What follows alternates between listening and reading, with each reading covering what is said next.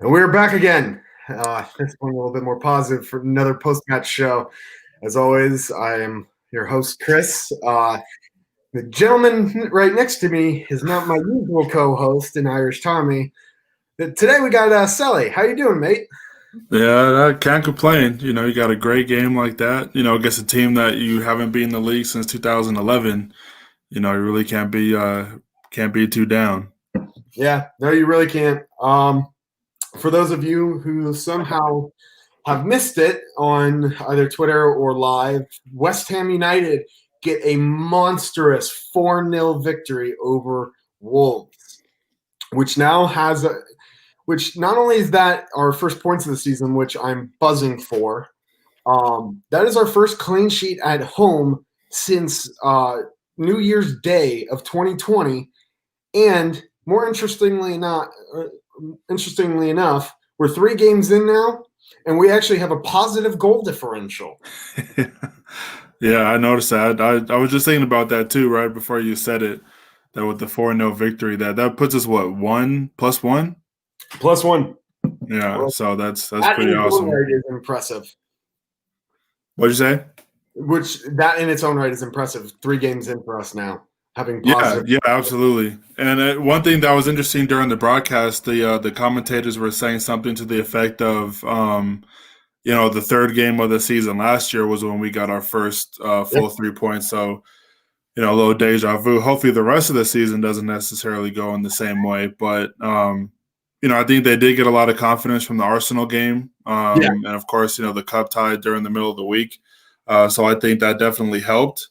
Um, uh, but yeah, I mean, there were a lot of solid performances all the way around, and especially after the starting lineup that I saw.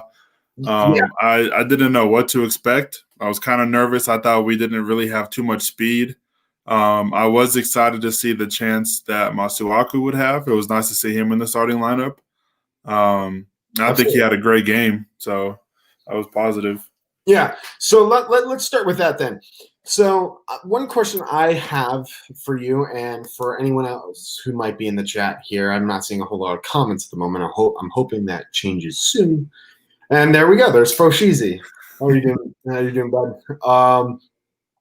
But we've now played this 3 at the back system for the past 2 matches against and played very well against Arsenal, and now obviously with a massive victory over Wolves. Is this the formation that takes us forward? Is this that what we kind of have to kind of come to? Like, is it the system that works best for the players that we have and our game plan? Is it just a temporary solution to hopefully going back to a traditional back four? Or what's your opinion on it? Um, I think it all depends on who you put on the field. I think a three, it would make sense if you have Masuaku in there because Masuaku and Fredericks can play a little bit higher up, just because of their pace. I know Masuaku is a little bit more creative than Fredericks is, but I think them playing advanced positions definitely help. Masuaku was a terror down that left side today. And both of them can help in the back, with their speed and with recovery and all that.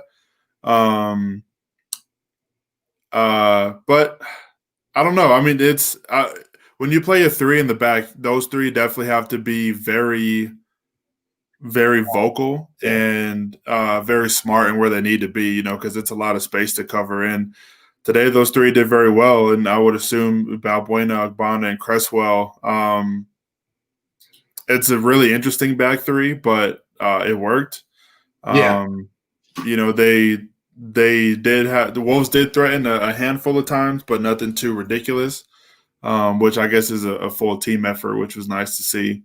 Yeah. But I guess when you play like that today, that would have to be the formation moving forward. It just only makes sense. Yeah. And one other thing I think that has to be said as well is obviously Balbuena has never been the first choice under David Moyes. He was kind of Yeah. thrust into this position due to Diop's positive COVID test. I thought he stepped up very well. I thought he played very well tonight. Yeah, I think he played pretty well too. I don't think anybody on the team had a poor game. Obviously, not after a result Very like that. Um, But I will say the nice thing about it too is and this just could be me just not thinking of it, but there weren't really any moments to where I was thinking anything negative about Balbuena being out of position or Yeah. not being able to do his role for the squad. Obviously moving forward, he's not really ever going to be too involved. But yeah, I mean, everybody back there plays solid. Ogbonna, I guess come to expect that from him. Cresswell solid. But I think I was more impressed to see that they didn't allow the speed to break them down too much, which was huge. Yeah, that's a very good point as well. I think another shout out should go out to Pablo Fornals. There's been a lot of speculation with him.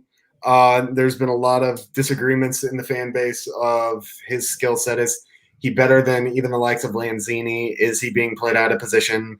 All this. I thought he stepped up tremendously. I thought that the first Bowen goal, brilliantly played. I catch him off guard like that.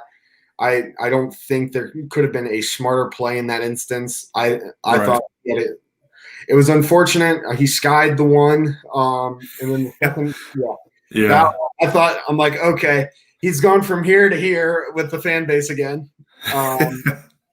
But the second goal, I mean, obviously ricochets off the post, right back into Bowen's path, and allows us to get the second. So, at the end of the day, he still helped score two, so you can't really be mad at him. Yeah, no, and the one thing I noticed with him too is I think he was able to play more centrally with Masuaku being behind him and playing Marcel on the wing. Because, like you said, Fornals was definitely more involved today in a positive aspect. Obviously taking that free kick right away, getting it up to Bowen.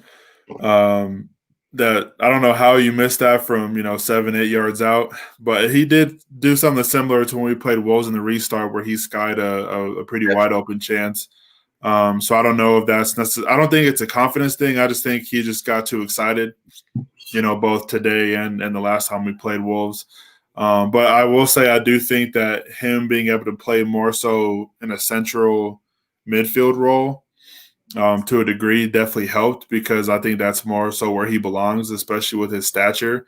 And he's really technical too. So I don't think he belongs to be on the wing. And Masuaku kind of taking that over for him definitely helped out. Yeah. That's a very good point as well. And then the man of the hour, Jared Bowen, 2 goals. I mean, there can't be too much said about it, too much more to be said about him that the fan base hasn't already said on Twitter. I thought the last few performances, it seems like he's been a little bit down off his game a little bit, and today he was just right on it. I mean, reinvigorated. I don't think we've seen him play better as a West Ham player.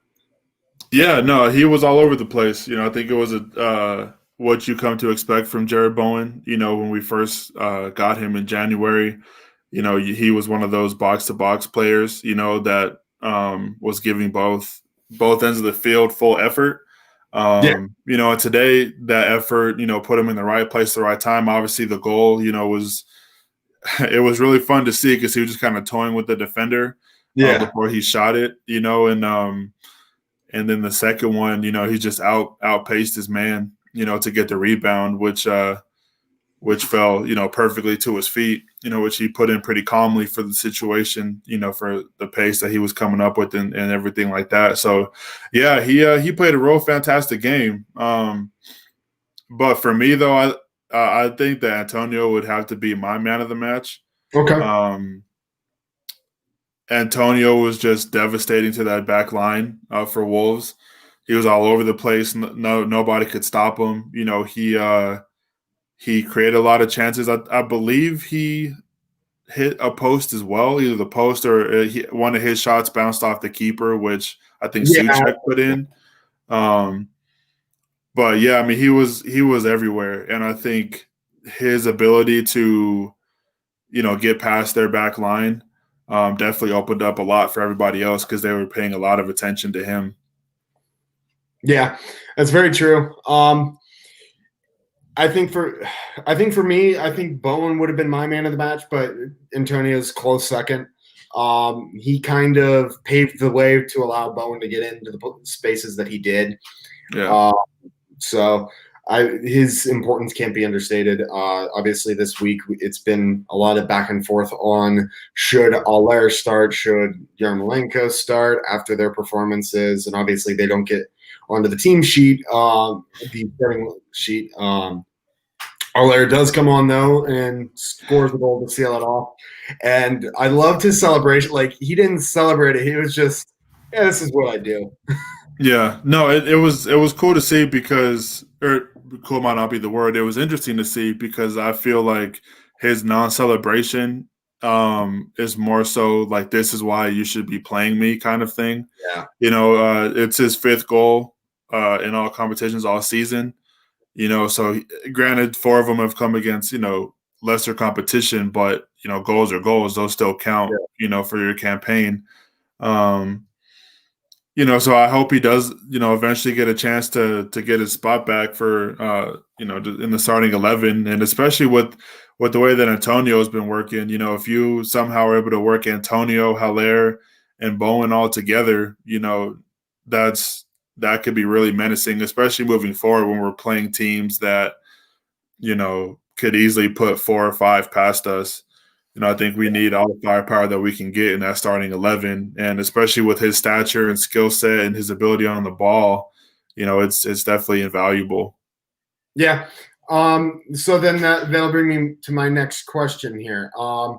So Tuesday we face off in the cup against Everton, and then next Sunday we are. I can't remember if we're home or away, but it's to we play Leicester.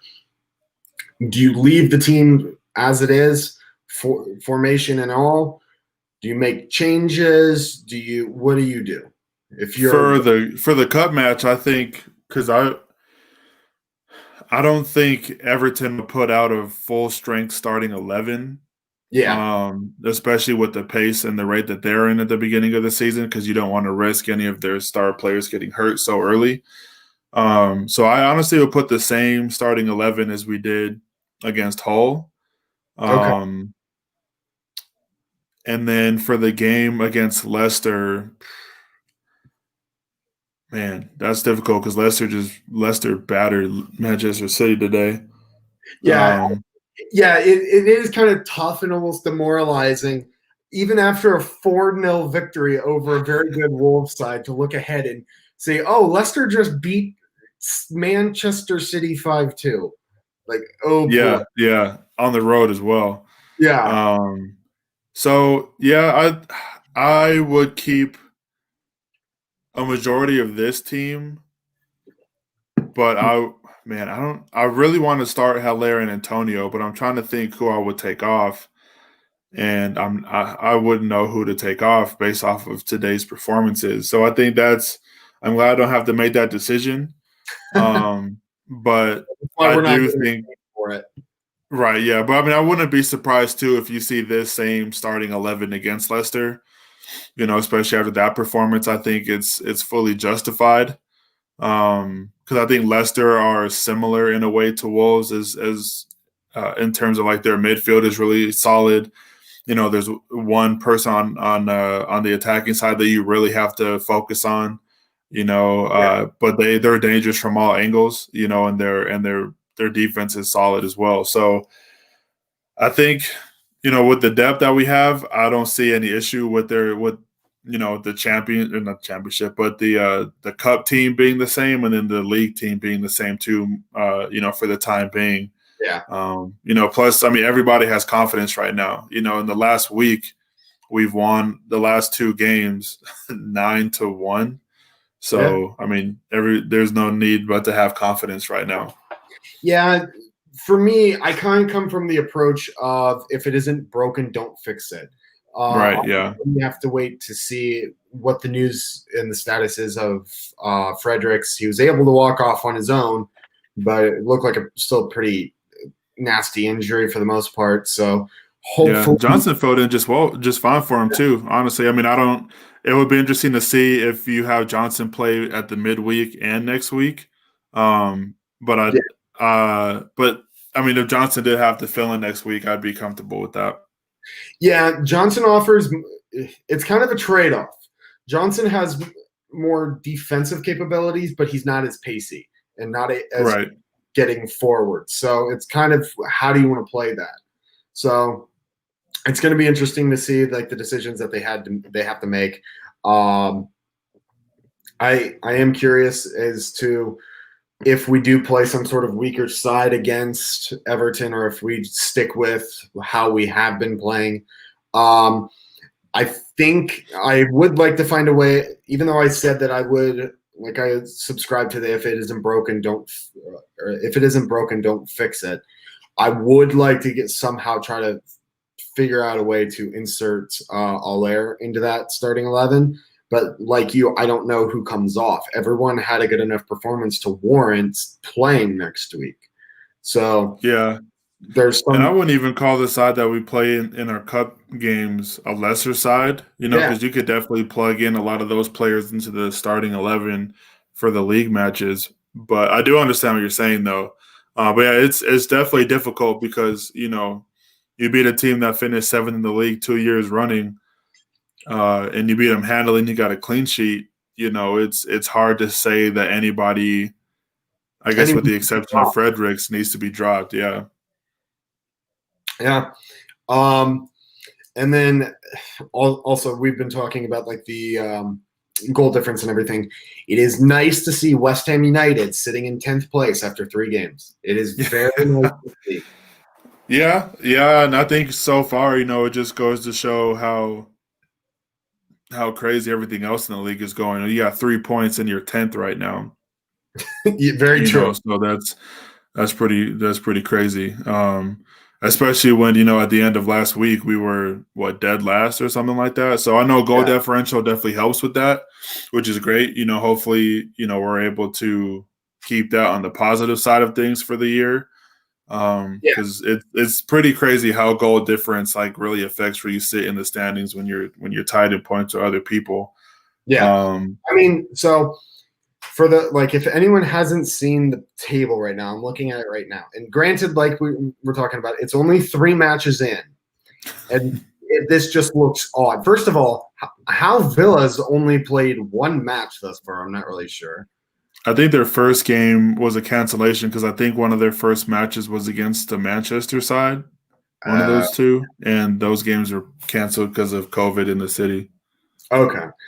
But yeah, so looking at the top, this is the top 6 right now: Leicester, Everton, Arsenal, Liverpool, Crystal Palace, Leeds, with the Manchester sitting down in 13th and 14th. Yeah. Take your screenshots now. Above both Sheffield Manchester's in the table. United, Sheffield Yeah, United is dead last in the table. Like I love looking at the table like this early on because it'll never stay this way. right. Yeah, It's absolutely. out of It whack. is incredible to see that Sheffield United hasn't won a game yet, especially with how they did last year. I don't think they'll get relegated. But at least I don't hope that their one season was just a Cinderella story. If they do get relegated, it is what it is. Like I'm not going to lose any sleep over it. Yeah. But I think, That's one less team that we'd have to worry about, or that's one less relegation spot that we'd potentially have to worry about at the later yeah, season. yeah. Hopefully it doesn't come down to that. But I agree. Yeah, I mean, if they end up having a pretty trash season, then it just benefits us. But no, I think Leeds are definitely stealing a spot up there. At sixth. And I know it's early on, but they're already out of one cup, so that's an additional game they don't have to worry about right now, so they can look forward to the Premier League games every week. Yeah. Um, uh, Everton, I wouldn't be surprised to see Everton any lower than sixth or seventh this year. Even they could, the way that they're playing and like the style of football that they're playing, they could definitely finish or like even fight for a top 4 spot. That might be pretty bold right now, especially with both Manchester's down right now, and not everybody's really hit their stride. But Everton, the way that they've looked so far through 3 games has been really really fun to watch. Um, So shout out to Everton fans being above Liverpool on the table for the first time in who knows how long. But yeah, no, I mean it's anything can happen at the beginning of the season. I know we're 1-2. It's unfortunate that we didn't get a draw last week against Arsenal, but that's how football works. Um, yeah. Frederick still played well. I know Wally would definitely validate and back that up. It is unfortunate to see him get hurt. I have to hold my hands up and say right now, I've been very surprised at how well Fredericks has played. I've been one of the ones on this channel where I've just said, okay, we need a new right back as soon as possible, or get Johnson warming up. But he has played very well. I hope that injury isn't serious. Yeah. I hope that I hope he's not out, but if he is, I hope it's only for a short period of time and he can get back to it, because right now he's looked like one of our best players this season. Yeah, and that even brings up another point too, is from our starting lineup and with who we had on the bench, the only defender we had was Johnson, which is really interesting to see. Like the only person who could definitely be classified as a defender was Johnson, and obviously he had to come in for an injury for Fredericks. So that was in. I mean, granted, if needed be, you could put Masuaku there, left back or whatever. But obviously, I don't think any West Ham fan considers him to be in that position. But outside of that, we had Haller, Anderson, Yarmolenko, Noble, I guess center defense, but it doesn't really count. And then Lanzini and Randolph. So, we had the packed midfield sitting on the bench and a striker. So I think it'll definitely give an opportunity for another call up. I can't remember the kid's name from the Hull game. Ashley or Ash or something like that. Yeah, him. So I think we'll see him in the squad next week. Definitely not saying that he starts, but at least for a backup spot. Yeah, absolutely. So I have to ask you. So now we head onto Leicester. Mm-hmm. How comfortable are you feeling, or if you're feeling comfortable at all? I am enjoying this moment and not looking too far ahead because I know each game is definitely its own story. I don't think anybody would have put 4-0 for West Ham against Wolves. To play the way that we did, especially I think whatever game plan they had, they executed perfectly. We started the game countering. From about the 20th minute to the rest of the first half, we were dominating that half. And then we scored goals in the second as well. So, we didn't ever take the foot off the gas. Leicester provides their own challenges. Obviously, they're top in the table. They're not there on accident. They went in and obviously, as we said, dominated Manchester City. Granted, I think 3 of those goals were penalties, but you have to be a menace enough in the box for those situations to even come up. I mean, I'd take penalties. You just have to put the chances you get away. I mean, 100%. Goals are goals, however you can get them. If we were to beat them 5-2 and 3 of them were penalties, okay, still win. Yeah. Yeah, and if we lose 5-2 off of penalties, it would be frustrating. But that's just how the cookie crumbles, as they say. So, I would like to think that the team has enough confidence to feel as if they will belong in that game. We'll just put it that way, but we'll see what happens. Yeah, that's a very good point. I do think confidence seems to be flying high. I'm hoping we can carry that on. I think we'll do well against Everton on Tuesday. I think we will. I'm not going to put any predictions on that just because Everton always seems to be a bogey team, and then you add in the drama of it being a cup match, regardless if they play full strength or their B squad, as it were. Then it's kind of up in the air. So I'm not going to take that one into consideration too much. But going into the Leicester game, I think we're going to be very confident. I think, like you said, we're going to feel like we belong. I think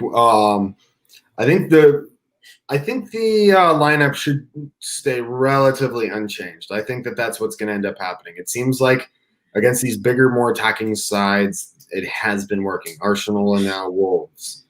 So Yeah.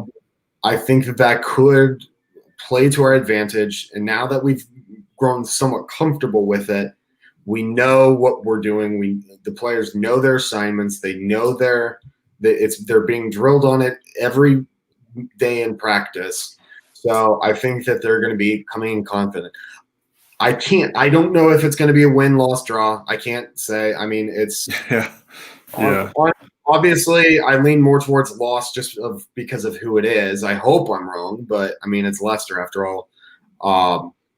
But as long as they play their hearts out, give it their all, and leave everything out on the pitch, even if they do lose 5-2, I mean, I'm not going to be that upset. I don't think that they're going to be kicking themselves too much. So I think that this is a good push-off point. I think this is a real kickstart for the season. Yeah, no, I agree. I mean, confidence definitely goes a long way. Balbuena did look pretty good today, especially, filling in for Diop. But yeah, I think it's just too early to look into next week, because obviously us and Leicester had huge games against big time opponents. And you never know what kind of emotional high that might lead to in terms of a let off next week. Like Leicester could look at us as a smaller opponent and completely overlook us, and we could look at Leicester as who they are and then just crumble. So it could go either way. I mean, it's tough to say, but I think it's too early, especially hopefully we get out of the cup match with no more injuries and. But yeah, I mean, I'm more confident about it today than I was yesterday. Let's put it that way. That's very, very fair point. And yeah, the reason I ask is, I mean, we always have to look forward, and it kind of sucks in that way. With a 38 match season, you always have to be looking forward. You have to be able to enjoy the moment as you're preparing for the next one. So right, yeah. And that's just kind of how it goes. I wish that we were able to celebrate just a bit more, but now we have a tough opponent next week. We really do. I think though that the biggest takeaway from this is that we can compete. We really can. Every concern going into the season, when the schedule was announced, we said, most people were saying, I don't know where we get points in the first 7 matches. Right. And we just did against the side that finished 7th last year and have made vast number of signings that have vastly improved their squad. So right, yeah. How to beat them, crushed them. Yeah, dominated them.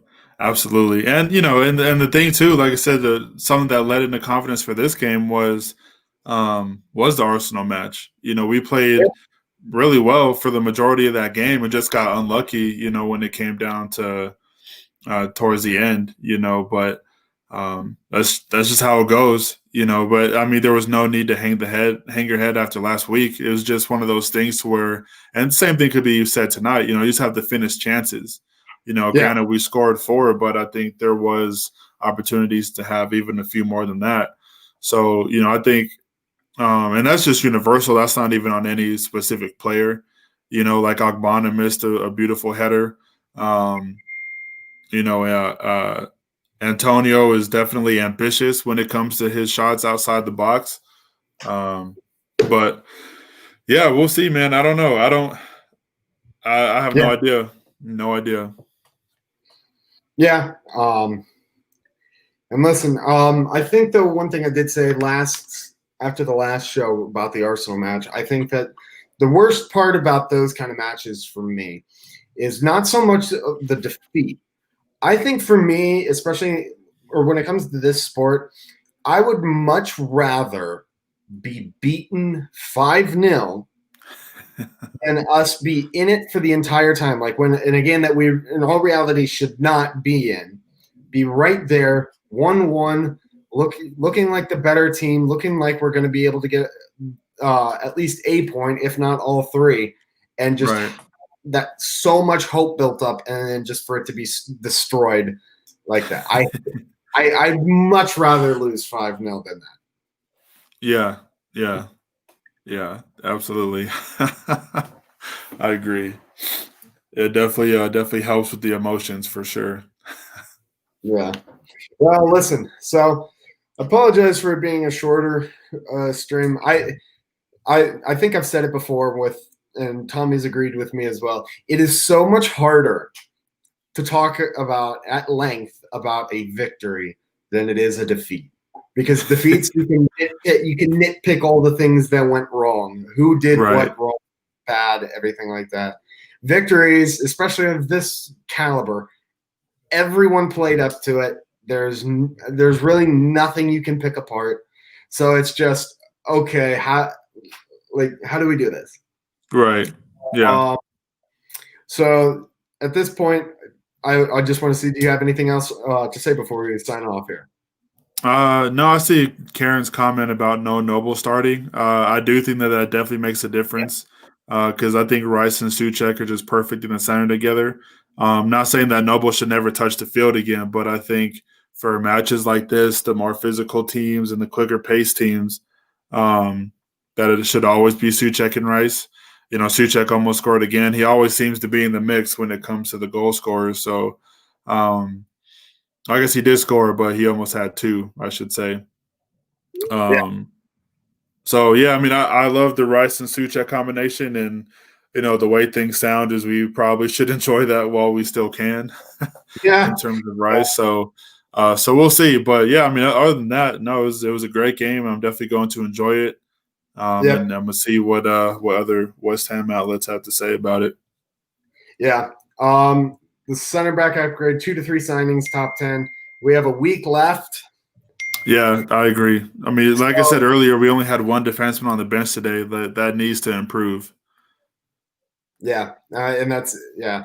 If I can't help but think too, getting into a little bit of transfer talk, if we were to sign Tarkowski and he were to slot in instead of Cresswell, if we stick with it, that back three, that's a formidable defense. That's a formidable defense. Yeah, yeah, especially with Johnson growing in every match, or if you were to put him in there too, him growing in every match and just getting nothing more but confidence.